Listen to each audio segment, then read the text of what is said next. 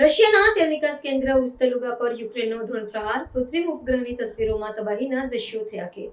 Ukraine અને Russia વચ્ચે ચાલી રહેલા સંઘર્ષમાં હવે ઉર્જા સ્ત્રોતોને લક્ષ્ય બનાવવાની રણનીતિ વધુ આક્રમક બની છે, જેના ભાગરૂપે બાલ્ટિક સમુદ્ર કિનારે આવેલા રશિયાના અતિ મહત્વના ઉસ્તલુગા બંદર પર શ્રેણીબદ્ધ ડ્રોન હુમલા કરવામાં આવ્યા હતા.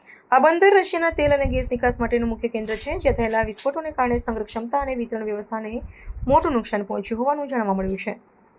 રશિયન સત્તાવાળાઓ દ્વારા તાત્કાલિક ધોરણે બચાવ કામગીરી શરૂ કરવામાં આવી હતી, પરંતુ આગ પર કાબૂ મેળવવામાં કલાકો સુધી સંઘર્ષ કરવો પડ્યો હતો.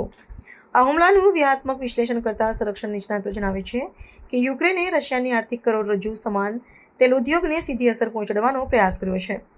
કૃત્રિમ ઉપગ્રહ દ્વારા પ્રાપ્ત થયેલી તાજેતરની તસવીરમાં બંદર પરના તેલના વિશાળ ટાંકાઓ સળગતા અને માળખાગત સુવિધાઓ ખંડિત થયેલી જોવા મળે છે.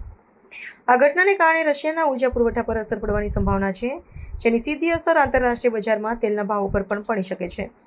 રશિયન સૈન્યની હવાઈ સંરક્ષણ પ્રણાલીની ક્ષમતા પર પણ આ હુમલાએ અનેક સવાલો ઊભા કર્યા છે.